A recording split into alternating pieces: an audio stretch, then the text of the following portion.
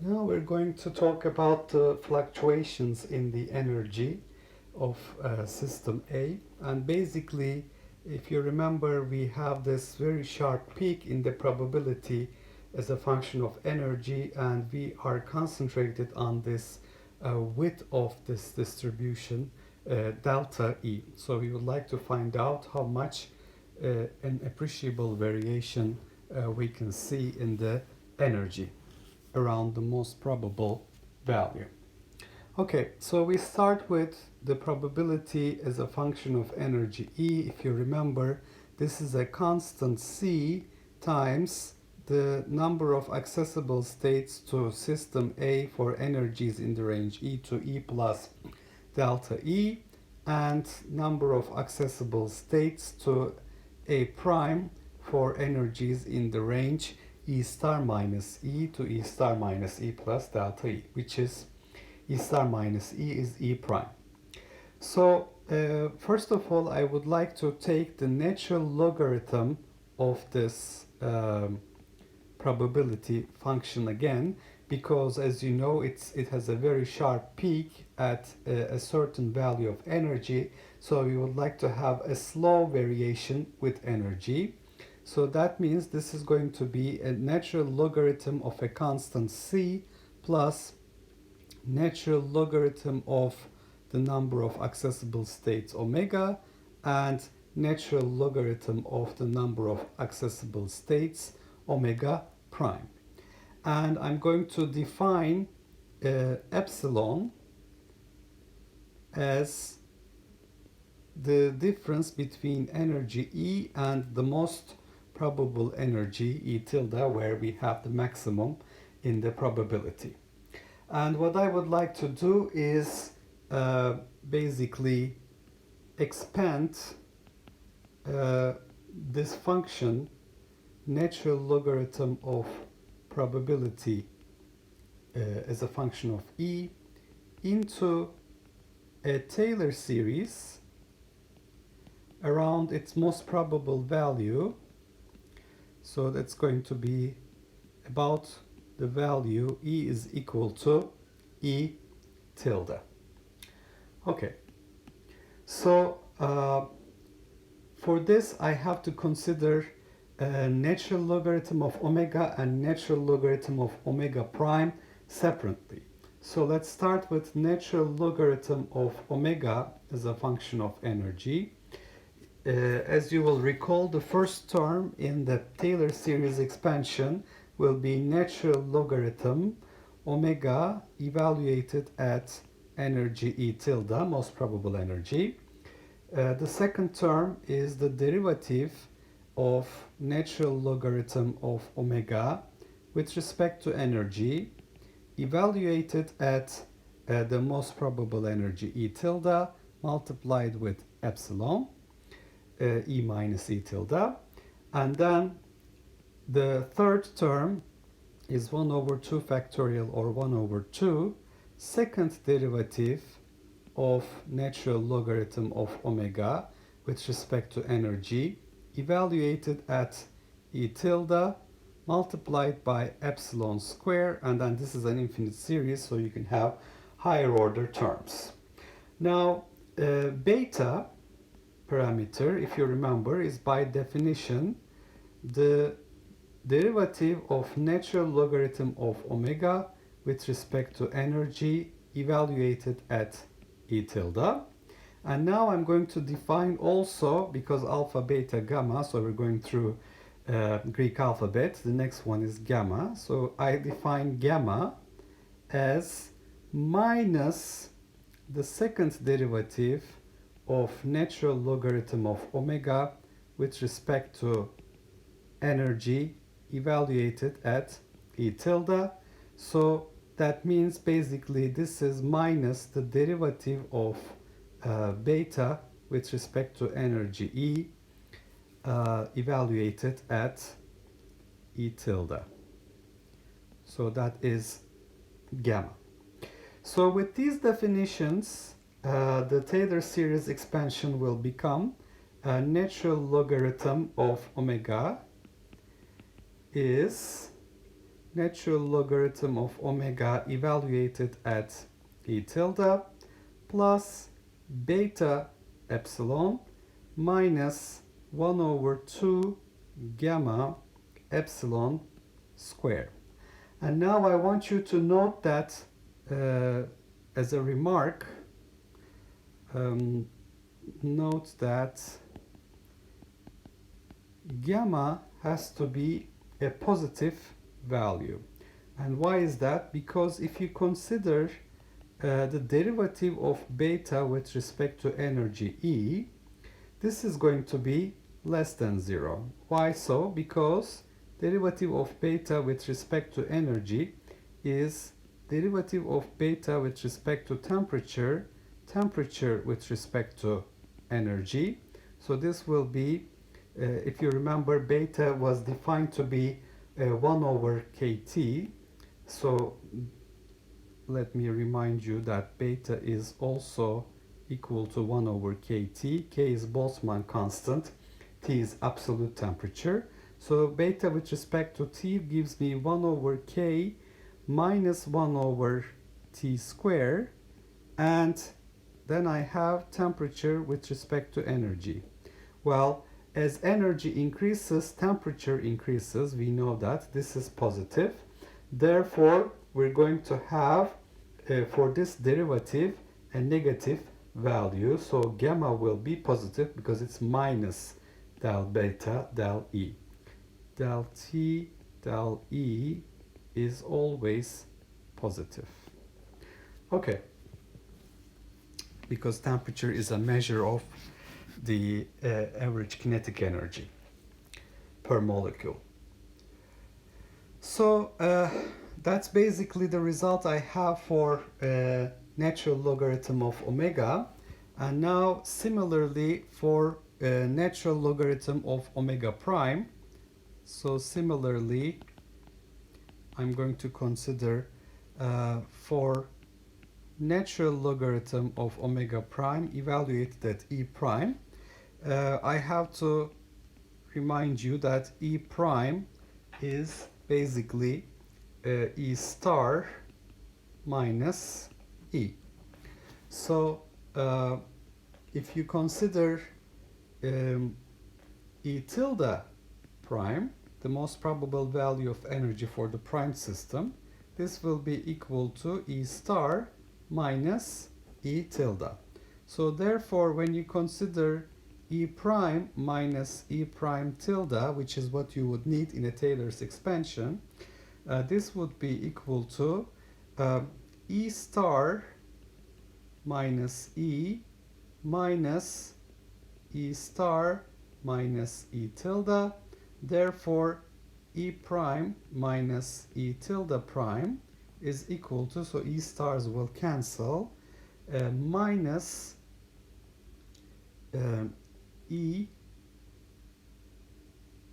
minus E tilde.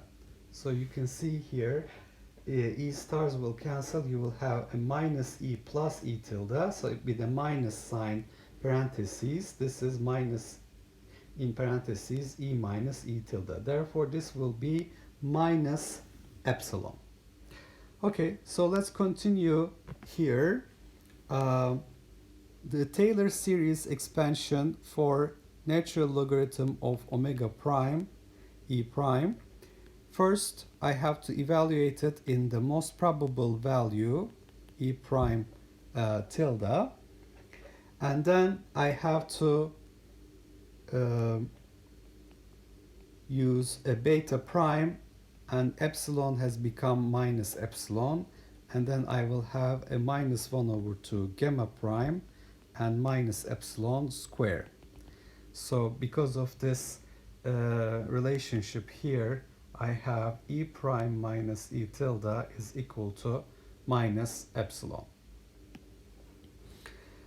Okay, so what is beta prime?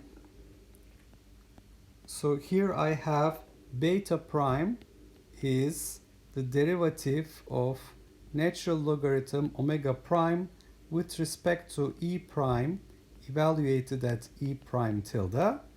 And then I have gamma prime, which is minus the derivative, second derivative of omega prime with respect to natural logarithm of omega prime with respect to e prime, evaluated at e prime tilde, which is minus del beta prime del e prime. Okay, so if you consider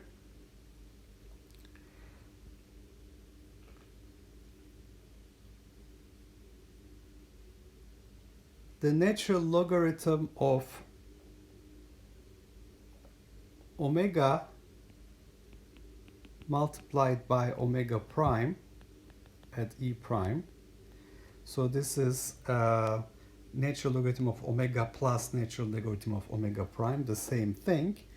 This will be equal to natural logarithm of omega evaluated at e tilde, natural logarithm of omega prime evaluated at e tilde prime. Then you will have, so we're adding these up, beta prime minus epsilon and beta epsilon here, and so this is going to give me beta minus beta prime epsilon, and then I will have the third term minus 1 over 2 gamma epsilon square minus 1 over 2 gamma prime epsilon square, so it will be basically minus 1 over 2 gamma plus gamma prime epsilon square. And when e is equal to e tilde, remember we have at equilibrium beta must be equal to beta prime. So if you go back to our previous discussion here, we have found out that at t is equal to at t prime, when this condition is satisfied, you have reached thermal equilibrium, beta values are the same.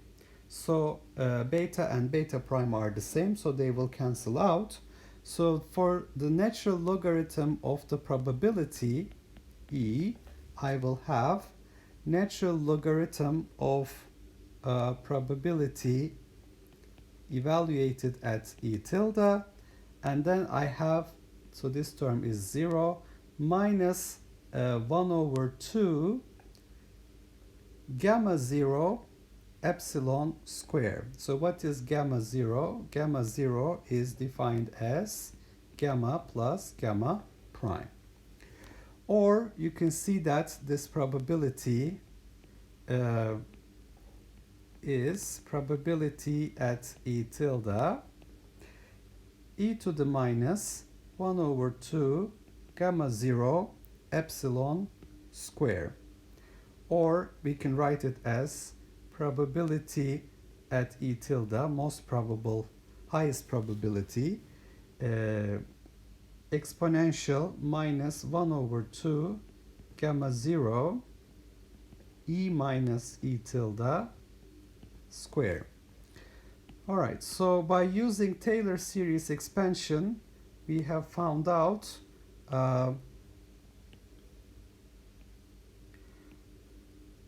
how the probability function varies with energy around its most probable value. Okay, so that's what we have achieved. And these gamma values, remember, I have basically argued that they must be positive here because of this condition. And therefore, I will have gamma 0 must be positive. So let me note this here, the different color. So gamma 0 must be positive. And remember that that is consistent with the fact that the probability reaches its maximum value at e tilde. So it has a maximum at an energy value of e tilde. So when is this probability going to be negligibly small? So when you have 1 over 2 gamma 0 e minus e tilde square much greater than 1, or in other words, when E minus E tilde absolute value, so it is much greater than 2 over gamma 0 to the power minus 1 half, or you can neglect the 2, it is gamma 0 to the power minus 1 half, the probability becomes negligibly small because the exponential is taking you to 0, so you're getting e to the minus infinity with this condition satisfied. So therefore, your delta E value, so it is very improbable, basically, that you will have the energy E lying outside this range, E plus or minus delta E, where delta E is gamma 0 to the power minus 1 half. So basically I have figured out that the width of this peak should be gamma 0 to the power minus 1 half. Okay, so let's continue by noting the dependence of omega for energy, because I have to find out what this gamma 0 looks like. So if you remember, we have the omega as a function of energy basically varies as E minus E0 to the power F, and that comes from the fact that we have also discussed here E minus E0 is F times epsilon minus epsilon 0, where epsilon is the contribution to total energy from each quantum number, F is number of degrees of freedom, and for different values a quantum number can take for energies less than epsilon, we have phi, multiplied F times, we get the number of accessible states, and the phi value, the number of different values a quantum number can take, scales as epsilon minus epsilon 0. When it is epsilon 0, there is only one value, and therefore the number of accessible states varies as epsilon minus epsilon 0 to the power F, and since you have epsilon minus epsilon 0 is E minus E0 divided by F, the number of accessible states varies with energy as E minus E0 to the power F, and that's what gave us this sharp increase in the number of accessible states with energy in our previous discussion. So we're using this relationship, and if you consider natural logarithm of omega, you will get basically F times natural logarithm of E minus E0 plus some constant. Okay, so now if I consider beta, this is the derivative of natural logarithm of omega with respect to energy E evaluated at E tilde. So this will be F derivative of natural logarithm of E minus E0 with respect to E. So this will be equal to F divided by E tilde minus E0, because I have evaluated this at E tilde. Alright, so for gamma, I'm going to have another derivative minus del beta del E. So this will be equal to, if you take a derivative, so this is going to be equal to minus F dDE of 1 over E minus E0 evaluated at E tilde. So this will give me minus F times minus 1 over E tilde minus E0 ground state energy square. The minuses cancel. Therefore, I will get F over E tilde minus E0 square. So this is basically equal to beta square divided by f. Okay, so you can see that here indeed gamma is positive. So previously I said del t, del E should be greater than 0 here, and basically the same result I have obtained by direct calculation using the dependence of number of accessible states on energy. Okay, so the gamma value is going to be small if you have a large f. So if you have a smaller f value, smaller number of degrees of freedom, this system is going to have larger gamma. Okay, so if I consider that system A has a small f value correspond to the A prime system, so I make a simplification here. If system A is much smaller, so that I can describe its state with a much less number of quantum numbers than the system A prime, what will happen here is that the gamma value that you have for system A will be much greater than the gamma value for gamma the prime system, and what you have for gamma 0, gamma plus gamma prime, will be approximately equal to gamma. All right, so delta E, the width of the peak, is now approximately gamma to the power minus 1/2, and gamma is beta square over f to the power minus 1/2. So this is going to be f square over e tilde minus e0 square 1 over f to the power minus 1/2.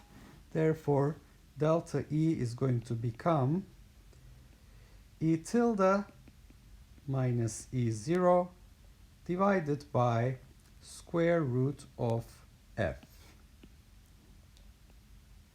So basically I can estimate the width of this peak to be e tilde minus e0. It's the most probable energy minus the ground state energy divided by square root of the number of degrees of freedom. And now I have f, the quantum number, the number of degrees of freedom, f, for system A is still a very large number, is a very large number of the order of Avogadro's number. So basically delta E divided by e tilde minus e0, the relative magnitude of the fluctuations will be proportional to 1 over square root of f. Therefore, this is going to be very small. Okay, so relative magnitude of the fluctuations will be very small. Therefore, we really expect this peak to be a rather sharp peak. So let's recap what we said here.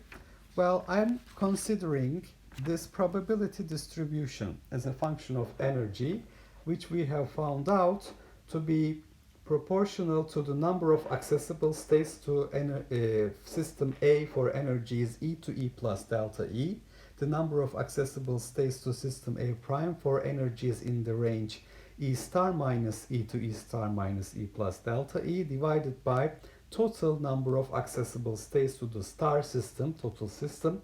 So it was a constant times omega prime.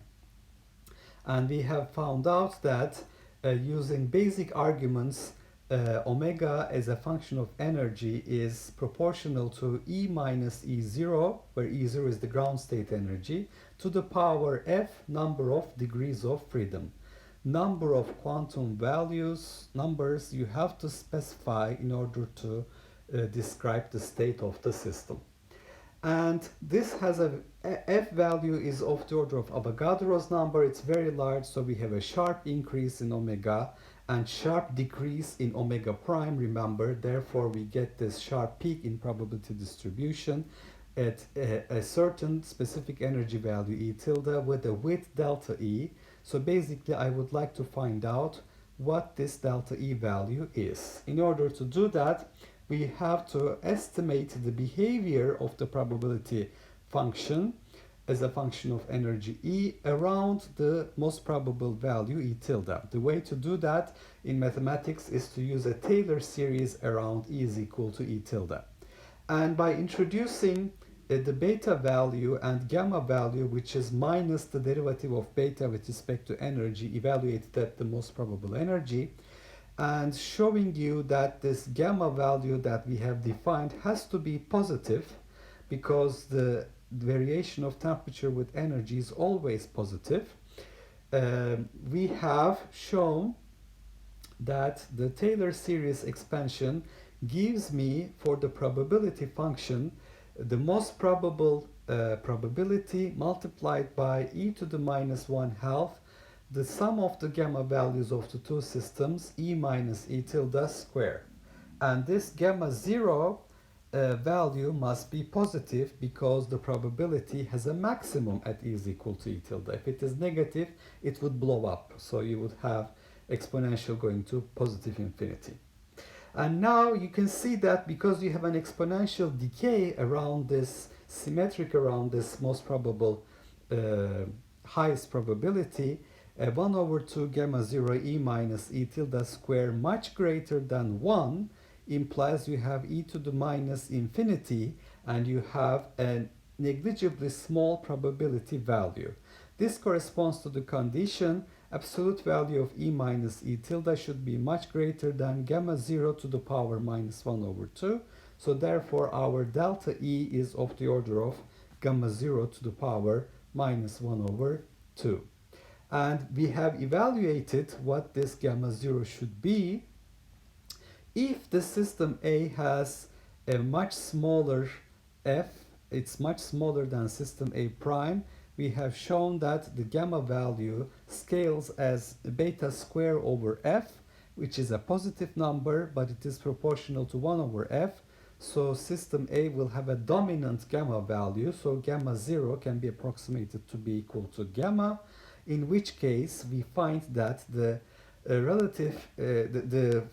fluctuation magnitude delta E must be E tilde minus E0 divided by square root of number of degrees of freedom. Since f is a very large number, relative magnitude of fluctuations, this is relative magnitude of fluctuations. So we have the fluctuation magnitude delta E relative to the most probable value, E tilde minus E0, scales as 1 over square root f. The f value for system A can be much smaller than that of system A prime, but it's still a macroscopic system. So A is still a macroscopic system, which means its f value should be macroscopic system. Its f value should be of the order of Avogadro's number. It's still large, and therefore the relative magnitude of the fluctuations in this scenario will also be very